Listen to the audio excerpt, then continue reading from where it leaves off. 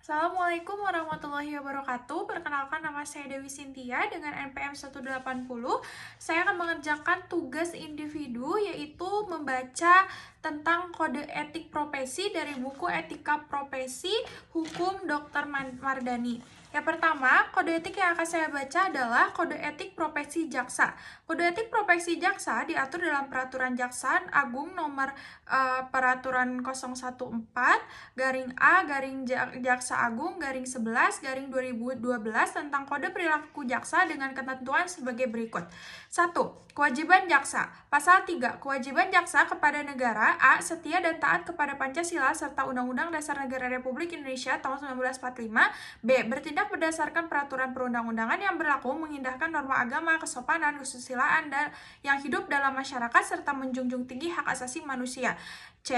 Melaporkan segala kepada pimpinannya apabila mengetahui hal yang dapat membahayakan atau merugikan negara.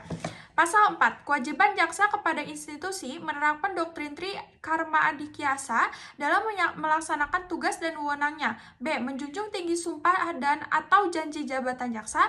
C. Menjalankan tugas sesuai dengan visi dan misi Kejaksaan Republik Indonesia. D. Melaksanakan tugas sesuai dengan peraturan kedinasan dan jenjang kewarganegaraan. E. Menampilkan sikap kepemimpinan melalui ketauladanan, keadilan, ketulusan, serta kewajiban. F. Mengembangkan semangat kebersamaan dan soliditas, serta saling memotivasi untuk meningkatkan kinerja dengan menghormati hak dan kewajiban. Pasal 5. Kewajiban jaksa kepada profesi jaksa. Menjunjung tinggi kehormatan dan martabat profesi dalam melaksanakan tugas dan kewenangan dengan integritas, profesional, mandiri, jujur, serta adil. B. Mengundurkan diri dari penanganan perkara apabila mempunyai kepentingan pribadi atau keluarga. C. Mengikuti pendidikan dan pelatihan sesuai dengan peraturan kedinasan. D. Meningkatkan ilmu pengetahuan, keahlian teknologi, serta mengikuti perkembangan hukum yang relevan dalam lingkup nasional dan internasional. E. Mencegah ketidakberpihakan dan objektivitas saat memberikan petunjuk kepada penyidik. F. Menyimpan dan memegang rahasia profesi, terutama terhadap tersangka, terdakwa yang masih anak-anak dan korban tindak pidana kesusilaan, kecuali penyampaian informasi kepada media, tersangka atau keluarga, korban atau keluarga, dan penasihat hukum sesuai dengan peraturan perundang-undangan. G. Memastikan terdakwa, saksi, dan korban mendapatkan informasi serta menjamin atas hak sesuai dengan peraturan perundang-undangan dan hak asasi manusia dan memberikan bantuan hukum, pertimbangan hukum, pelayanan hukum, penegakan hukum, atau tindakan hukum lain secara profesional, adil, efektif, efisien, konsisten, transparan, dan menghindari terjadinya benturan kepentingan dengan tugas di bidang lain. Pasal 6. Kewajiban jaksa kepada masyarakat. A. Memberikan pelayanan prima dan menjunjung tinggi supremasi hukum dan hak asasi manusia. B. Menerapkan pola hidup sesuai dengan nilai-nilai yang berlaku dalam masyarakat. Yang kedua adalah integritas, diatur pada pasal 7. Ayat 1, dalam melaksanakan tugas profesi jaksa dilarang: huruf A. Memberikan atau menjalankan sesuatu yang dapat memberikan keuntungan pribadi secara langsung maupun tidak langsung bagi diri sendiri maupun orang lain dengan menggunakan nama atau cara apapun. Huruf B. Meminta dan atau menerima hadiah dan atau keuntungan dalam bentuk apapun dari siapapun yang memiliki kepentingan baik langsung maupun tidak langsung. Huruf C. Menangani perkara yang mempunyai kepentingan pribadi atau keluarga ataupun finansial secara langsung maupun tidak langsung. Huruf D. Melakukan permufakatan secara melawan hukum dengan para pihak yang terkait dalam penanganan perkara. Huruf E. Memberikan perintah yang bertentangan dengan norma hukum yang berlaku. Huruf F. Merekayasa fakta-fakta hukum dalam penanganan perkara. Huruf G. Menggunakan kewenangan untuk melakukan penekanan secara fisik atau non-fisikis. Huruf H. Menggunakan barang bukti dan alat bukti yang patut diduga telah direkayasa atau diubah atau dipercaya telah didapatkan melalui cara-cara yang melanggar hukum. Pasal ayat 2. Jaksa wajib melarang keluarganya meminta atau menerima hadiah atau keuntungan dalam bentuk apapun dari siapapun yang memiliki kepentingan baik maupun tidak langsung dalam pelaksanaan tugas profesi jaksa. 3. Kemandirian, diatur pada pasal 8. Ayat 1, jaksa melaksanakan tugas, fungsi, dan kewenangannya huruf A secara mandiri terlepas dari pengaruh kekuasaan pemerintah maupun pengaruh kekuasaan lainnya. Huruf B, tidak terpengaruh oleh kepentingan individu maupun kepentingan kelompok serta tekanan publik maupun media. Ayat 2, jaksa dibenarkan menolak perintah atasan yang melanggar norma hukum dan kepadanya diberikan perlindungan hukum. Ayat 3, penolakan sebagaimana dimaksud pada ayat 2 disampaikan secara tertulis kepada yang memberikan perintah dan menyebutkan alasan dan ditebuskan atasan memberi perintah. Nomor 4, ketidakberpihakan diatur pada pasal 9 dalam melaksanakan tugas profesi jaksa dilarang dalam huruf A bertindak diskriminatif berdasarkan suku, agama, ras, gender, golongan sosial, dan politik dalam pelaksanaan tugas profesinya. Huruf B, merangkap menjadi pengusaha, pengurus atau karyawan badan usaha milik negara atau daerah, badan usaha swasta, pengurus atau anggota partai politik, advokat, dan atau huruf C, memberikan dukungan kepada calon atau wakil presiden, Dewan Perwakilan Rakyat, Dewan Perwakilan Daerah, Dewan Perwakilan Rakyat Daerah, dan calon kepala daerah atau wakil kepala daerah dalam kegiatan pemilihan. Perlindungan nomor 5 diatur pada pasal 10, jaksa mendapatkan perlindungan dari tindakan yang sewenang-wenangnya dalam melaksanakan tugas profesi jaksa. Pasal 11, jaksa dalam melaksanakan tugas profesi, jaksa berhak huruf A, melaksanakan fungsi jaksa tanpa intimidasi, gangguan, dan pelecehan. Huruf B, mendapatkan perlindungan hukum untuk tidak dipermasalahkan sebagai akibat dari pelaksanaan tugas dan fungsi jaksa yang dilakukan sesuai dengan peraturan yang berlaku. Huruf C, mendapatkan perlindungan secara fisik termasuk keluarganya oleh pihak yang berwenang jika keamanan pribadi terancam sebagai akibat dari pelaksanaan tugas dan fungsi jaksa yang dilakukan sesuai dengan peraturan yang berlaku. Huruf D, mendapatkan pendidikan dan pelatihan baik teknis maupun non-teknis. Huruf E, mendapatkan sarana yang layak dalam menjalankan tugas, remunerasi gaji, serta penghasilan lain sesuai dengan peraturan yang berlaku. Huruf F, mendapatkan kenaikan pangkat, jabatan, dan atau promosi berdasarkan parameter objektif, kualitatif, profesionalitas, kemampuan, integritas, kinerja, dan pengalaman, serta diputuskan sesuai dengan prosedur yang adil dan tidak memihak. Huruf G, memiliki kebebasan berpendapat dan berekspresi sesuai dengan tujuan pembentuk opini publik yang dapat merugikan penegak hukum. Dan huruf H, mendapatkan proses pemeriksaan yang cepat, adil, dan evaluasi serta keputusan objektif berdasarkan peraturan yang berlaku dalam hal jaksa melakukan tindakan indisipliner. Baik, yang selanjutnya saya akan membaca tentang etika profesi advokat. Komite Kerja Advokat Indonesia yang terdiri dari Ikatan Advokat Indonesia atau disingkat sebagai IKADIN, Asosiasi Advokat Indonesia disingkat sebagai AAI, Ikatan Penasehat Hukum Indonesia IPHI, Himpunan Advokat dan Pengacara Indonesia HAPI, Serikat Pengacara Indonesia SPI, Asosiasi Konsultan Hukum Indonesia AKHI, Himpunan Konsultan Hukum Pasar Modal HIKHPM secara bersama-sama telah mengeluarkan kode etik advokat sebagai berikut. 1. Kepribadian advokat diatur pada pasal 2. Advokat Indonesia adalah warga negara Indonesia yang bertakwa kepada Tuhan Yang Maha Esa, bersikap satria, jujur, dan mempertahankan keadilan dan kebenaran dilandasi dengan moral tinggi, luhur, dan mulia, serta dalam melaksanakan tugasnya menjunjung tinggi hukum, Undang-Undang Dasar Republik Indonesia, Kode Etik Advokat, serta sumpah jabatannya. Pasal 3, huruf A, advokat dapat menolak untuk memberikan nasihat dan bantuan hukum kepada setiap orang yang memerlukan jasa dan atau bantuan hukum dengan pertimbangan oleh karena tidak sesuai dengan keahliannya dan bertentangan dengan hati nuraninya, tetapi tidak dapat menolak dengan alasan karena perbedaan agama, kepercayaan, suku, keturunan, jenis kelamin, keyakinan politik, dan kedudukan sosialnya. Huruf B, advokat dalam melakukan tugasnya tidak bertujuan semata-mata untuk memperoleh imbalan materi, tetapi lebih mengutamakan tegaknya hukum, kebenaran, dan keadilan. Huruf C, advokat dalam menjalankan profesinya adalah bebas dan mandiri serta tidak terpengaruhi oleh siapapun dan wajib memperjuangkan hak-hak asasi manusia dalam negara hukum Indonesia. Huruf D, advokat wajib memelihara rasa solidaritas di antara teman sejawat. Huruf E, advokat wajib memberikan bantuan dan pembelaan hukum kepada teman sejawat yang diduga atau didakwa dalam suatu perkara pidana atas permintaan atau karena penunjukan organisasi profesi. Huruf F, advokat tidak dibenarkan untuk melakukan pekerjaan lain yang dapat merugikan kebebasan, derajat, dan martabat advokat. Huruf G, advokat harus senantiasa menjunjung tinggi profesi advokat sebagai profesi terhormat atau officium nobile. Huruf H, advokat dalam menjalankan profesinya harus bersikap sopan terhadap semua pihak namun wajib mempertahankan hak dan martabat advokat. Huruf I, seorang advokat yang kemudian diangkat untuk menduduki sesuatu jabatan negara, eksekutif, legislatif, dan yudikatif, tidak dibenarkan untuk berpraktik sebagai advokat dan tidak diperkenankan namanya dicantumkan atau dipergunakan oleh siapapun atau oleh kantor manapun dalam suatu perkara yang sedang diproses atau berjalan selama ia menduduki jabatan tersebut. Nomor 2, tentang hubungan dengan klien. Diatur pada pasal 4, huruf A, advokat dalam perkara perdata harus mengutamakan penyelesaian dengan jalan yang damai. Huruf B, advokat tidak dibenarkan memberikan keterangan yang dapat menyesatkan klien mengenai perkara yang diurusnya. Huruf C, advokat tidak dibenarkan menjamin kepada kliennya bahwa perkara yang ditanganinya akan menang. Huruf D, dalam memenuhi besarnya honorarium, advokat wajib mempertimbangkan kemampuan klien. Huruf E, advokat tidak dibenarkan memberikan klien dengan biaya-biaya yang tidak perlu. Huruf F, advokat yang dalam mengurus perkara cuma-cuma harus memberikan perhatian yang sama seperti terhadap perkara mana ia menerima uang jasa. Huruf G, advokat harus menolak pengurusan perkara yang menurut keyakinannya tidak ada dasar hukumnya.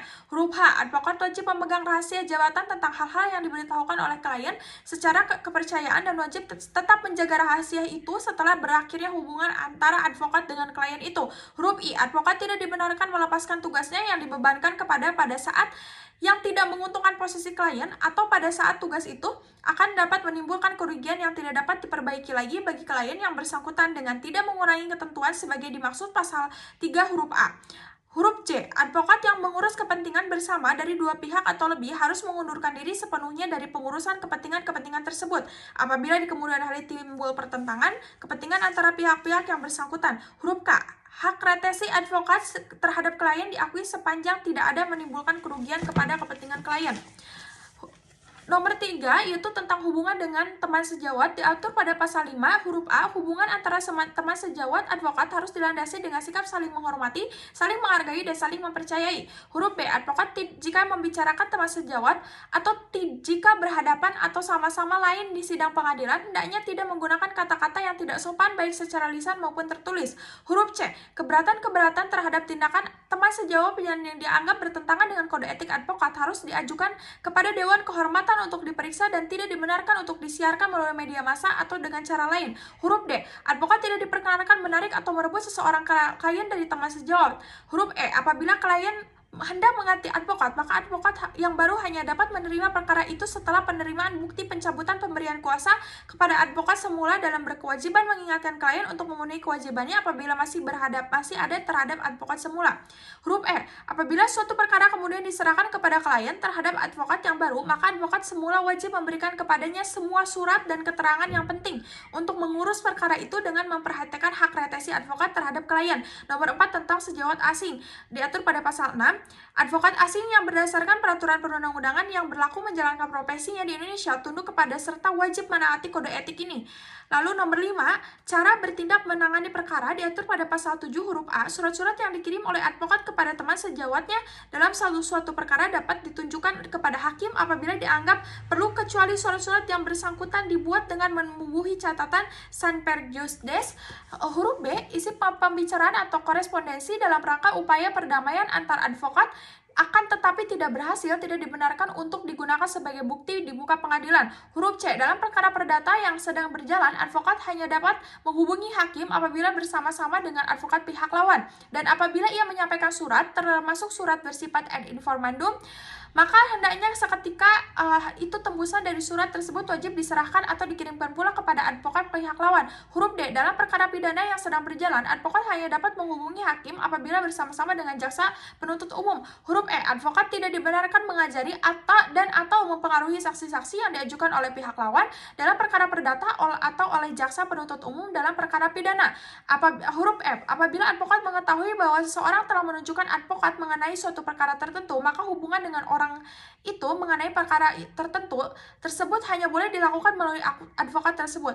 Huruf G, advokat bebas mengeluarkan pernyataan-pernyataan atau pendapat-pendapat yang dikemukakan dalam sidang pengadilan dalam rangka pembelaan dalam suatu perkara yang menjadi tanggung jawabnya, baik dalam sidang terbuka maupun sidang tertutup, yang dikemukakan secara proporsional dan tidak berkelebihan, dan untuk itu memiliki imunitas hukum baik perdata maupun pidana. Huruf H, advokat mempunyai kewajiban untuk memberikan bantuan hukum secara cuma-cuma atau pro deo bagi seseorang yang tidak mampu. Huruf I, advokat wajib menyampaikan pemberitahuan tentang putusan pengadilan mengenai perkara ia tangani kepada kliennya pada waktunya.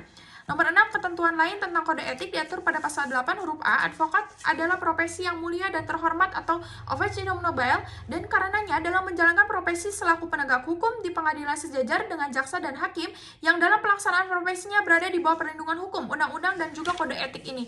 Huruf B, pemasangan iklan semata-mata untuk menarik perhatian orang adalah dilarang, termasuk pemasangan papan nama dengan ukuran dan atau bentuk yang berlebih-lebihan. Huruf C, advokat atau cabangnya tidak dibenarkan diadakan di suatu tempat yang dapat merugikan kedudukan dan martabat advokat. Huruf D, advokat tidak dibenarkan mengizinkan orang yang bukan advokat mencantumkan namanya sebagai advokat di papan nama kantor advokat atau mengizinkan orang untuk bukan advokat tersebut untuk memperkenalkan dirinya sebagai advokat. Huruf E, advokat tidak dibenarkan mengizinkan karyawan-karyawan yang tidak berkualifikasi untuk mengurus perkara atau memberi nasihat hukum kepada klien dengan lisan ataupun tulisan. Huruf F, advokat tidak dibenarkan melalui media massa mencari publisitas bagi dirinya atau untuk menarik perhatian masyarakat mengenai tindakan-tindakannya sebagai advokat mengenai perkara yang sedang atau telah ditanganinya, kecuali apabila keterangan-keterangan yang ia berikan itu bertujuan untuk menegakkan prinsip-prinsip hukum yang wajib diperjuangkan bagi setiap advokat. Huruf G, advokat dapat mengundurkan diri dari perkara yang akan dan atau diurusnya apabila timbul perbedaan dan tidak dicapai kesepakatan tentang cara penanganan perkara dan kliennya. Huruf H, advokat dan sebelumnya pernah menjabat sebagai hakim atau panitera dari suatu lembaga peradilan tidak dibenarkan untuk memegang atau menangani perkara yang diperiksa pengadilan tepatnya berakhir bekerja selama 3 tahun semenjak ia berhenti dan pengadilan tersebut. 7. Pelaksanaan kode etik diatur pada pasal 9. A, setiap advokat wajib tunduk dan memenuhi kode etik advokat ini. Huruf B, pengawasan atas pelaksanaan kode etik advokat ini dilakukan oleh Dewan Kehormatan. Lalu yang selanjutnya saya akan membaca tentang kode etika profesi notaris berdasarkan pasal 83 ayat 1 Undang-Undang Nomor 32 Tahun 2004 tentang Notaris, Ikatan Notaris Indonesia atau disingkat sebagai INI pada Kongres Luar Biasa di Bandung pada tanggal 27 Januari 2005 telah menetapkan kode etik yang terdapat dalam pasal 13 Anggaran Dasar, yaitu 1. Kewajiban, larangan, dan pengecualian. Kewajiban diatur pada pasal 3. Notaris dan orang lain yang memangku dan menjalankan jabatan notaris wajib diatur pada huruf A, memiliki moral, akhlak, serta kepribadian yang baik. Huruf B, menghormati dan menjunjung tinggi harkat dan martabat jabatan notaris. Huruf C, menjaga dan membela kehormatan perkumpulan. Huruf D, bertindak jujur, mandiri, tidak berpihak, penuh rasa tanggung jawab berdasarkan peraturan perundang-undangan dan isi sumpah jabatan notaris. Huruf E, meningkatkan ilmu pengetahuan yang telah dimiliki tidak terbatas pada ilmu pengetahuan hukum dan kenotariatan. Huruf F, mengutamakan pengabdian kepada kepentingan masyarakat dan negara. Huruf G, memberikan jasa pembuat akta dan jasa kenotariatan lainnya untuk masyarakat yang tidak mampu tanpa memungut honorarium. Huruf H, menetapkan satu kantor di tempat kedudukan dan kantor tersebut merupakan satu-satunya kantor bagi notaris yang bersangkutan dalam melaksanakan tugas jabatan sehari-hari. Huruf I, memasang satu buah papan nama di depan atau di lingkungan kantornya dengan pemilihan ukuran yaitu 100 cm x 40 cm, 150 cm x 60 cm, atau 200 cm x 80 cm yang memuat 1. Nama lengkap dan gelar sah. 2. Tanggal dan nomor surat keputusan pengangkatan yang terakhir sebagai notaris. 3. Tempat kedudukan. 4. Alamat kantor dan juga nomor telepon atau faks. Dasar papan nama berwarna putih dengan huruf warna hitam dan tulisan di papan nama harus jelas dan mudah dibaca, kecuali di lingkungan kantor tersebut tidak dimungkinkan untuk pemasangan papan nama dimaksud. Huruf J, hadir, mengikuti dan berpartisipasi aktif dalam setiap kegiatan yang diselenggarakan oleh pengumpulan, menghormati, memantui, melaksanakan serta setiap dan seluruh keputusan pengumpulan. Huruf K, membayar uang iuran perkumpulan secara tertib. Huruf I, membayar uang duka untuk membantu ahli waris teman sejawat yang meninggal dunia. Huruf M, melaksanakan dan mematuhi semua ketentuan tentang honorarium ditetapkan dengan perkumpulan. Huruf N, menjalankan jabatan notaris terutama dalam pembuatan, pembacaan, dan penandatangan akta dilakukan di kantornya, kecuali alasan-alasan yang sah. Huruf O, menciptakan suasana kekeluargaan dan kebersamaan dalam melaksanakan tugas jabatan dan kegiatan sehari-hari, serta saling memperlakukan rekan sejawat secara baik, saling menghormati, saling menghargai, saling membantu, serta selalu berusaha menjalin komunikasi dan tali silaturahmi. Huruf P, memperlakukan setiap klien yang datang dengan baik, tidak membedakan status ekonomi dan atau status sosialnya. Huruf Q, melakukan perbuatan perbuatan secara umum disebut sebagai kewajiban untuk ditaati dan dilaksanakan antara lain namun tidak terbatas bagi ketentuan yang tercantum dalam nomor 1 Undang-Undang nomor 30 tahun 2004 tentang jabatan notaris. 2. Penjelasan pasal 19 ayat 2 Undang-Undang nomor 30 tahun 2004 tentang jabatan notaris. 3. Isi sumpah jabatan notaris.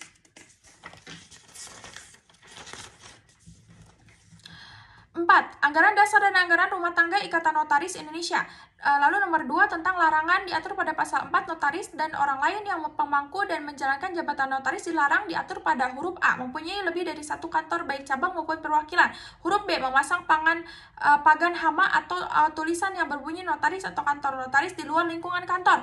Huruf C melakukan publikasi atau promosi diri baik secara sendiri maupun secara bersama-sama dengan mencantumkan nama dan jabatan menggunakan sarana media cetak atau elektronik dalam bentuk 1. Iklan, 2. Ucapan selamat, 3. Ucapan belasungkawa, 4. Ucapan terima kasih, 5. Kegiatan pemasaran, 6. Kegiatan sponsor baik dalam sosial dan keagamaan maupun olahraga. Huruf D bekerja sama dengan biro jasa atau orang atau badan hukum yang pada hakikatnya bertindak sebagai perantara untuk mencari atau mendapatkan klien. Huruf E menandatangani akta yang proses pembuatan minutnya telah dipersiapkan oleh pihak lain.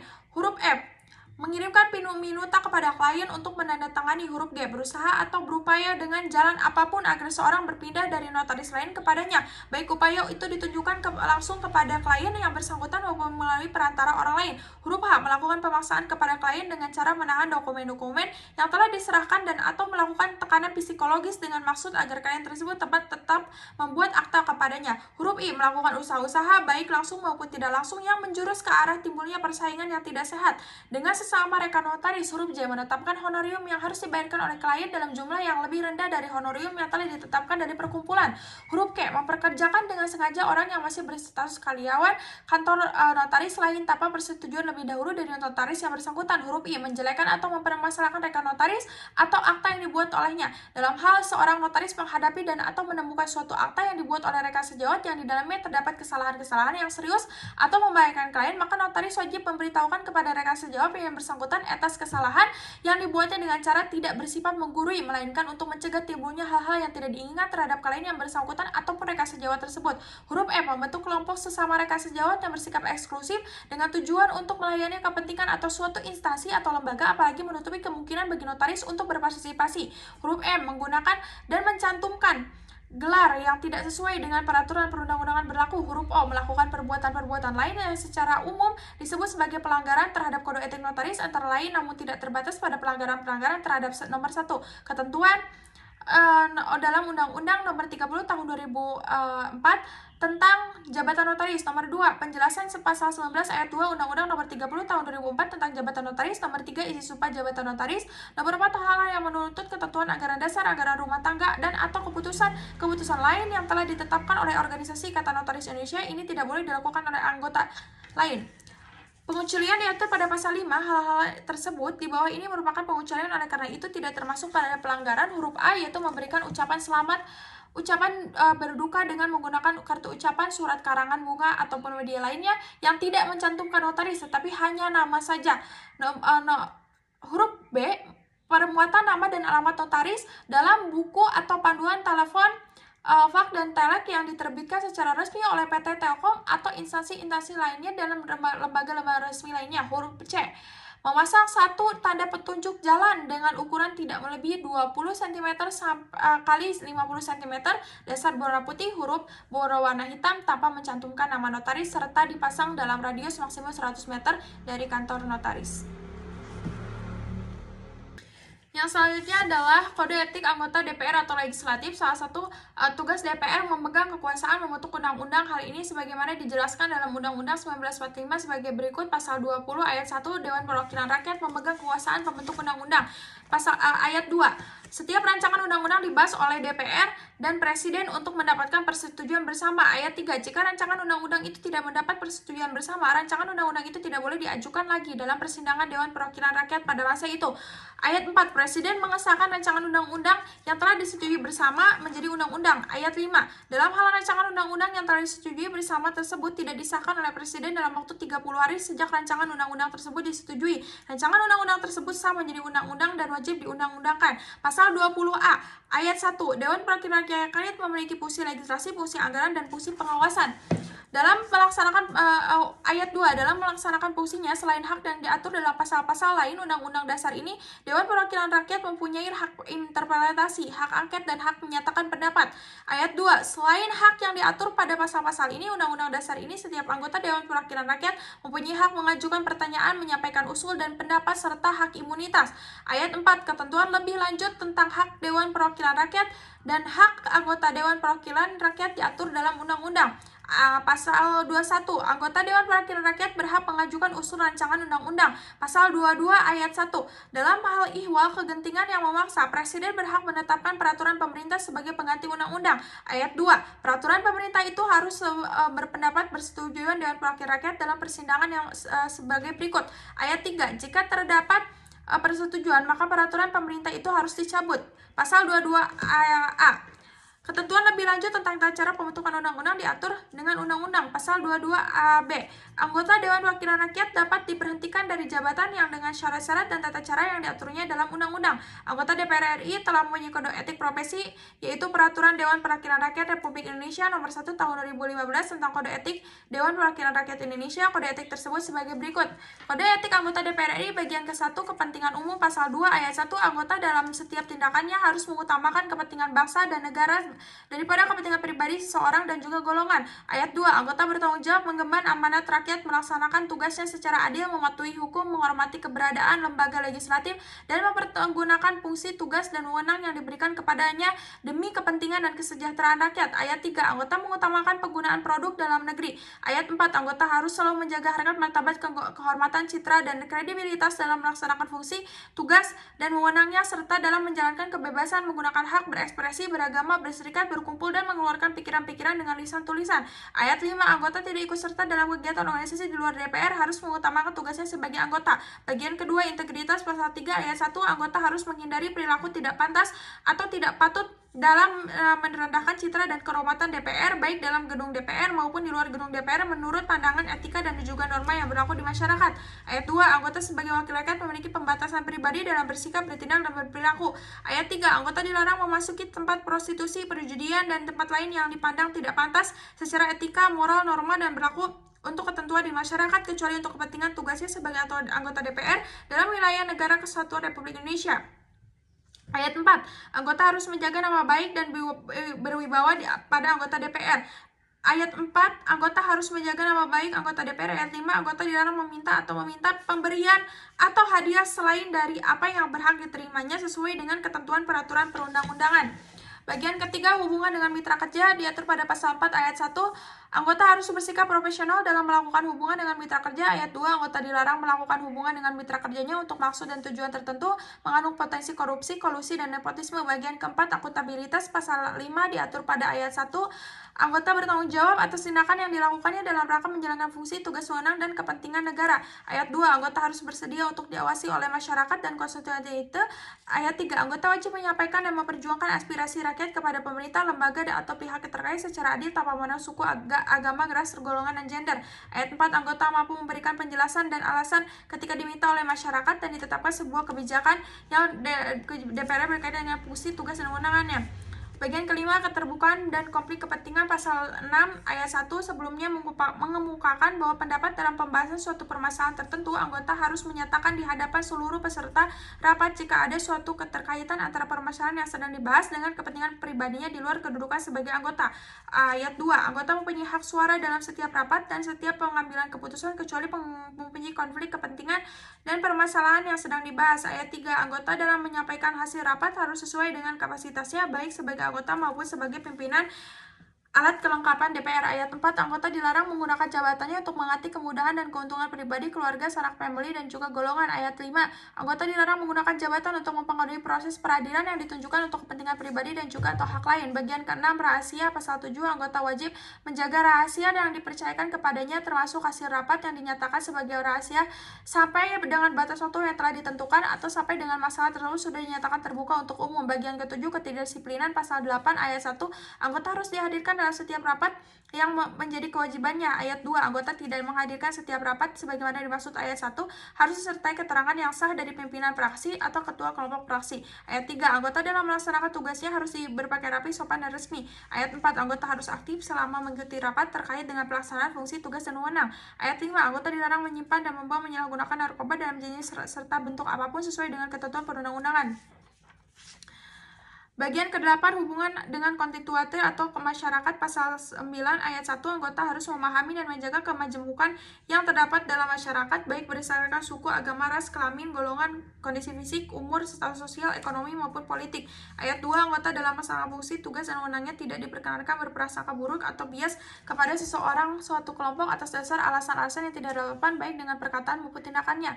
Ayat 3, anggota harus mendengar dengan penuh perhatian atas keterangan para pihak dalam masyarakat yang digunakan dalam rapat atau ada anggota DPR. Ayat 4, anggota harus menerima dan menjawab sikap sepenuhnya pengertian terhadap pengaduan dan juga keluhan yang disampaikan oleh masyarakat. Bagian ke-9, perjalanan dinas. Ayat 10 pasal 1, anggota dapat melakukan perjalanan dinas dalam ke luar negeri dengan biaya negara sebagaimana diatur dengan ketentuan peraturan perundang-undangan. Ayat 2, perjalanan dinas sebagaimana dimaksud pada ayat 1 dilakukan dengan menggunakan anggaran yang tersedia yang dilakukan sesuai dengan ketentuan peraturan perundang-undangan. Anggota tidak boleh membawa keluarga dalam satu perjalanan dinas kecuali memungkinkan oleh ketentuan peraturan perundang-undangan atas biaya sendiri. Bagian ke-10, independensi. Pasal 11 ayat 1, anggota MKD harus bersikap independen dan bebas beserta dari pengaruh praksinya atau pihak lain yang melaksanakan fungsi, tugas, dan wewenangnya. Ayat 2, anggota pimpinan praksi atau pimpinan DPR dilarang melakukan upaya intervensi terhadap putusan MKD. Ayat 3, dalam melaksanakan fungsi, tugas, dan wewenangnya, anggota tidak diperkenankan memenuhi panggilan penegak hukum tanpa adanya persetujuan dari MKD kecuali ditentukan lain oleh undang-undang yang mengatur mengenai majelis permusyawaratan rakyat, dewan perwakilan rakyat, dewan perwakilan daerah, dewan perwakilan rakyat daerah. Bagian ke-11, pekerjaan lain di luar tugas kedewanan. Pasal 12, anggota wajib mendahulukan fungsi, tugas, dan wewenangnya sebagai anggota. Bagian ke-12, hubungan dengan wartawan. Pasal 13 ayat 1, anggota wajib menjaga hubungan profesionalitas dengan wartawan. Ayat 2, anggota dapat menjelaskan kepada wartawan mengenai data dan informasi yang dapat didapatnya dalam rapat, kecuali bersangkutan tidak menghadiri rapat serta data dan informasi dalam rapat bersifat rahasia. Ayat 3, anggota harus selektif dalam melayani huruf A, permintaan penjelasan yang berupa pendapat, pemikiran, serta gagasan yang diajukan pertanyaan oleh setiap wartawan yang tidak memenuhi persyaratan peliputan. Huruf B, permintaan penjelasan yang berupa pendapat, pemikiran, dan gagasan jika diadukan di tempat yang tidak memenuhi persyaratan meliputi pers. Bagian ke-13, hubungan dengan tamu di lingkungan DPR. Ayat pasal 14 ayat 1, anggota wajib menjaga hubungan profesionalitas dengan tamu. Ayat 2, anggota wajib menerima dan melayani tamu yang terdapat di unit sekretariat jenderal DPR sesuai dengan tata cara menerima dan melayani tamu. Ayat 3, anggota wajib menerima dan melayani tamu di tempat memenuhi persyaratan dalam tata cara menerima dan melayani tamu. Ayat 4, anggota dilarang menerima tamu yang dianggap tidak memenuhi aturan di gedung DPR selama tamu berada di gedung DPR tersebut. Bagian ke-14, hubungan antara anggota dengan alat kelengkapan DPR. Pasal 15 ayat 1, sesama anggota harus saling menghormati dan menghargai fungsi, tugas, dan wewenang masing-masing sesuai dengan penugasan pada alat kelengkapan DPR. Ayat 2, anggota wajib menjaga hubungan yang profesionalitas dengan pimpinan alat kelengkapan DPR. Ayat 3, MKD dapat meminta keterangan dan berkonsultasi dengan pimpinan alat kelengkapan DPR terkait dengan permasalahan pelaksanaan fungsi, martabat, kehormatan, citra, dan kredibilitas DPR. Bagian ke-15, etika persidangan. Pasal 16 ayat 1, anggota wajib mematuhi tata cara rapat sebagaimana diatur dalam peraturan DPR yang mengatur tentang mengenai tata tertib. Ayat 2, anggota MKD dalam penyampaian pendapat dalam sidang MKD kepada sesama anggota MKD dan pimpinan MKD harus didahului dengan sebutan yang mulia. Ayat 3, anggota yang diperiksa dalam sidang MKD ketika menyampaikan keterangan kepada pimpinan sidang MKD harus dimulai dengan sebutan yang mulia. Pasal 4, pimpinan dan anggota MKD dalam sidang MKD harus menggunakan pakaian sipil lengkap. Pasal 17 ayat 1, untuk menjaga kelancaran rapat, anggota dalam melakukan interupsi huruf A harus mengikuti giliran sebagaimana diatur pimpinan rapat, dan huruf B tetap duduk pada tempat yang disediakan dan berbicara setelah dipersilakan oleh pimpinan rapat.